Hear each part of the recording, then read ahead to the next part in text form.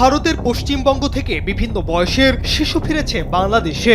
বাংলাদেশে জন্ম নেওয়া শিশুগুলোর কোন অপরাধে ভারতের পশ্চিমবঙ্গের বিভিন্ন শেল্টার হোমে ঠাঁই হলো তা নিয়েই রয়েছে বড় প্রশ্ন।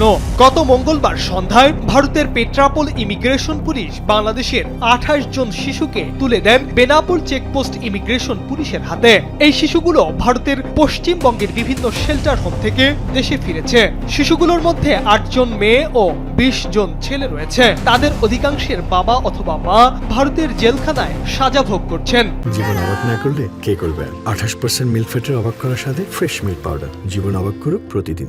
বেনাপোল চেকপোস্ট ইমিগ্রেশনের ওসি SM শাখাওয়াত হোসেন বলেন, ভালো কাজের আশায় দালালদের মাধ্যমে শিশুদের বাবা অথবা মা ভারতে যান। বাবা মার সঙ্গে তারাও ভারতের পুলিশের হাতে আটক হয়ে জেলখানায় যান।